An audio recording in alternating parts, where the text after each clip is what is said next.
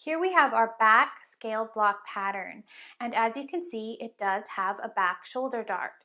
Now, just like the bust dart, the shoulder dart can only be effective if it addresses the curve that it is meant to address and has the width and length that will create the volume you need for that particular area. Now, the area that the shoulder dart is meant to address is this upper back area and shoulder blade. And just like the bust dart, the larger the dart width, the greater volume it will create. Now, to give you some perspective, the most effective dart width is usually about 3/4 of an inch or 2 centimeters wide by about 3.5 inches long or 9 centimeters long. Of course, this will absolutely change according to your personal body shape. Now, once the correct volume of the dart is determined, you can transfer it to other locations that might be more flattering or less visible. So let's work through some of the exercises that do just that. Let's start by rotating the shoulder dart to the neckline. This is a common area for a dart for suit jackets because it's partially hidden by the collar and therefore a little bit less visible. Moving the dart to the neckline also works really well when designing tops and dresses with lowered necklines because it moves the dart away from any styling features that you might want to create. We're going to actually create 2 slash lines in order to move the shoulder dart to the neckline. And you're going to need to establish the across back position on your pattern. So if you're not sure where that is on your pattern, the normal sort of accepted rule is that if you take your center back length from the center back neck to the waistline and divide that by 4, you'll get the approximate position of this across back line. In essence, the cross back needs to go over sort of the most prominent part of your shoulder blade so that your darts can address that prominence in this upper back. So now that you know where that is, what we're going to do is we're drawing a slash line through the center line of our shoulder dart, and we're going to draw it up to the cross back line. The other slash line is going to be your position of the dart where you want it to be. So I'm just drawing arbitrarily a line extending from the back neckline to the pivot point here that we're going to use at the cross back line. Now you might want to just create one more slash line because it'll just make it easier to close the dart, and I'm going to use this pivot point and join it to one of the dart legs. It doesn't really matter which dart leg at all, I'm just using that one. And now what I'm going to do is cut my slash lines from this dart leg to this being a pivot point, and then where I want my dart to be located. Now once you have this, you absolutely close the dart. So you're just closing your shoulder dart so that you can open it in this neckline area. So now that we have that opening, of course we need to fill it in with some paper. So once you have that, of course you need to find the center of your dart volume there. And I've got about 7/8.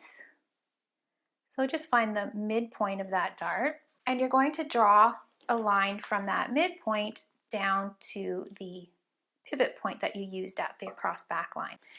Now we need to find the dart length. So a really good dart length for shoulder dart or a neckline dart is about between 3 and 3.5 inches.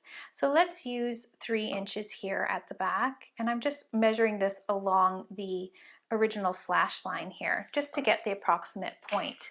But I'm going to mark it on the center line of that dart. And I'm going to draw that new dart point, joining it to the dart opening there to create my neck dart. Okay, so the next step then, of course, is to find the roof of the dart. We're going to be pressing the volume of this dart toward center back in this case. So again, creasing that dart leg that's closest to the direction that you want the dart to be pressed and closing out that dart.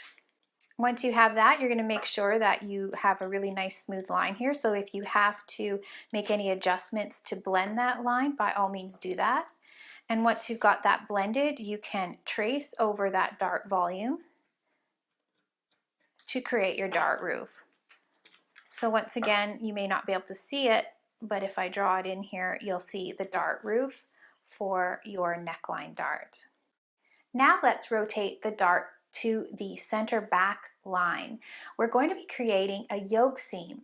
Yokes are great for hiding the dart while maintaining its ability to fit this upper back area. So we're going to draw some slash lines first. The first one is going to go through the center line of the dart and meet the across back line.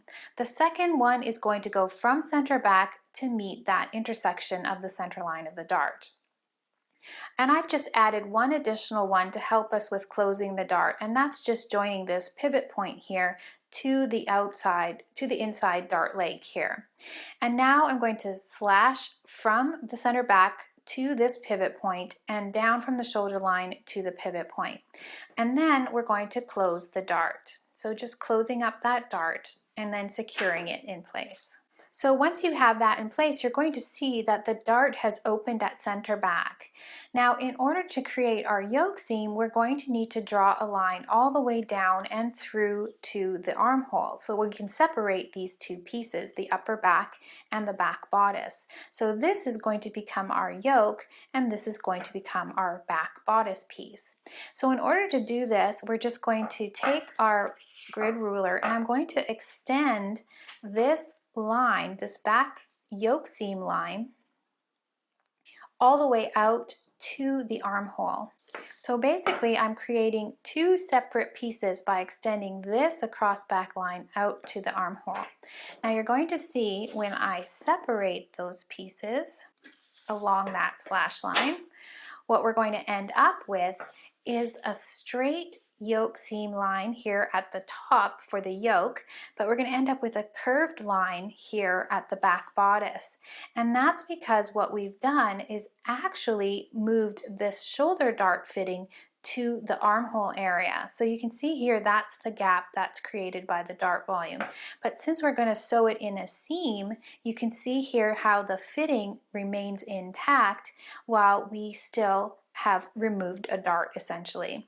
Now I want to show you how to eliminate the back shoulder dart entirely while still maintaining the volume needed for proper fitting. Now this method will disperse the volume of the dart into ease along the outside edges of the pattern.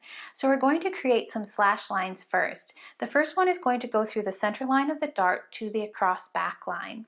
We're going to create another one that's extending out to the neckline and another one that is extending out to the back armhole here. Our pivot point is going to be right here at the across back line. You're going to cut along those slash lines, of course, and leaving a pivot point there. And what you're going to do is disperse the amount of the dart volume into these outer edges of the pattern. So you can see as I move this around that I can create just slight ease here, and slight ease here, and just secure that into place. Now, as long as it's less than 1/4 inch, it's really easy to put into the corresponding pattern pieces. So of course, in order for this method to work, you will need to make sure that the corresponding pattern pieces that each of these areas will be sewn to will hold the ease in the correct position. So even though the seam line lengths on the back bodice here are longer, they must be eased into the corresponding pattern pieces to be sure the overall shaping of the back isn't disturbed. Now all that's left to do here in this case, since we have eliminated the back shoulder dart, is to finish off our pattern by blending in our existing seam lines. So you can see here we've got the added width here at the neckline, the shoulder, and the armhole, and I'm just quickly blending in to have a nice smooth curve in each of those areas. And there you have 3 very effective methods of managing your back shoulder dart. Thanks for watching. I'll see you soon. Bye for now.